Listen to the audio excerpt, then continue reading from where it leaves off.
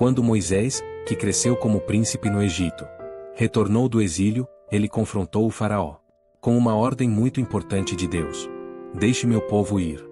Mas o faraó, que era muito teimoso, disse: não. Ele não se importava que os israelitas estivessem sofrendo e quisessem ser livres. Então, Deus enviou 10 pragas ao Egito. A primeira praga foi muito estranha. O rio Nilo, de onde vinha toda a água, transformou-se em sangue. A água ficou vermelha e espessa. Cheirava muito mal e todos os peixes morreram. As pessoas não podiam beber ou usar a água. Foi um grande problema para todos. Mas o faraó não mudou de ideia. Então, Deus enviou uma praga de sapos. Eles vinham do rio e estavam por toda parte. Nas casas, nas camas e até na comida. O barulho de todos os sapos era muito alto. Mas o faraó ainda não ouviu. Depois das rãs, Deus enviou uma praga de piolhos. Eles estavam por toda parte, rastejando no cabelo e na pele. Eles causaram coceira em todos, até mesmo nos animais. Foi muito desconfortável. As pessoas tentaram se livrar deles. Mas foi impossível. Mesmo nesse desconforto, a mente do faraó ainda não mudou. Então, veio a quarta praga e animais selvagens começaram a aparecer por toda parte. Eles entravam nas casas das pessoas e andavam pelas ruas, deixando tudo assustador e bagunçado. Muitos animais assumiram o controle, tornando inseguro sair de casa. Todos os lugares estavam cheios do barulho desses animais selvagens.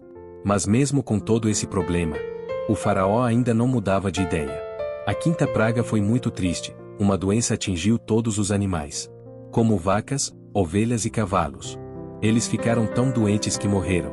Este foi um grande problema para os egípcios, que precisavam destes animais.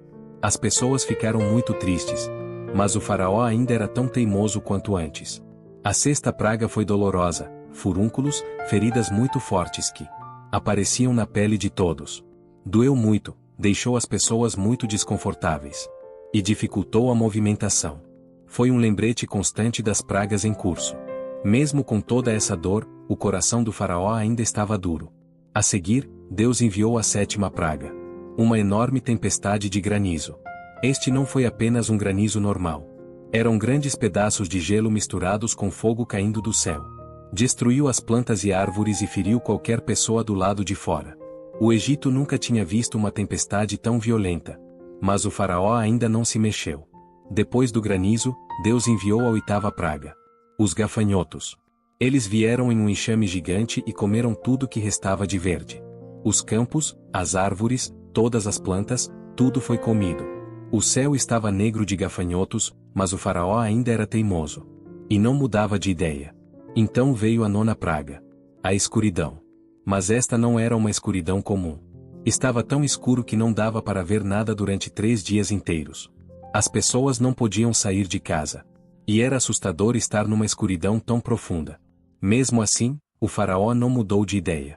Finalmente, veio a última e pior praga. Foi a noite mais triste do Egito. O primogênito de cada família, e até mesmo o primogênito do faraó, morreu. Da menor casa do Egito ao grande palácio do faraó. Todos estavam tristes e chorando. Este foi o momento em que o coração do faraó finalmente mudou. Depois que o coração do faraó finalmente mudou, ele disse a Moisés: tome o seu povo e deixe o Egito. Assim, Moisés conduziu os israelitas para longe de sua vida de dificuldades, em direção à liberdade.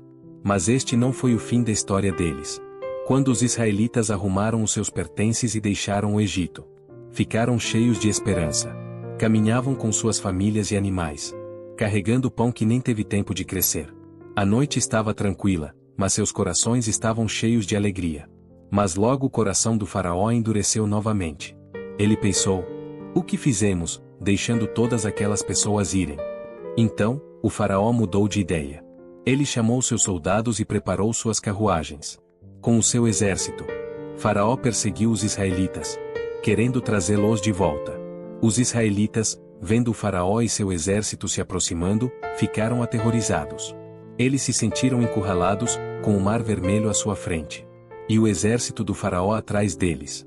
Eles clamaram a Moisés, assustados com o que estava para acontecer. Moisés disse-lhes para não terem medo. Ele disse: Fique parado e você verá como Deus nos salvará hoje. Então Moisés ergueu seu cajado sobre o mar. E algo incrível aconteceu. Deus fez soprar um vento forte. E as águas do Mar Vermelho se dividiram. Os israelitas caminharam pelo mar em terra seca, com paredes de água em ambos os lados. Foi um caminho de fuga que ninguém poderia ter imaginado. Enquanto caminhavam a noite toda, com o caminho iluminado por uma luz milagrosa, eles se maravilhavam com a paisagem ao seu redor. Através das paredes claras de água, eles podiam ver peixes de todas as cores e tamanhos nadando dentro e fora do coral. Nas profundezas ocultas do mar, eles viram criaturas que nunca tinham visto antes.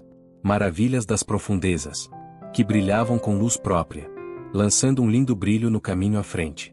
Pela manhã, chegaram ao outro lado, a salvo do alcance do faraó. Quando o exército do faraó tentou segui-los através do mar, as águas voltaram a juntar-se. As carruagens, cavalos e soldados foram todos varridos. O exército do faraó não poderia mais ferir os israelitas. Depois de cruzar o mar, os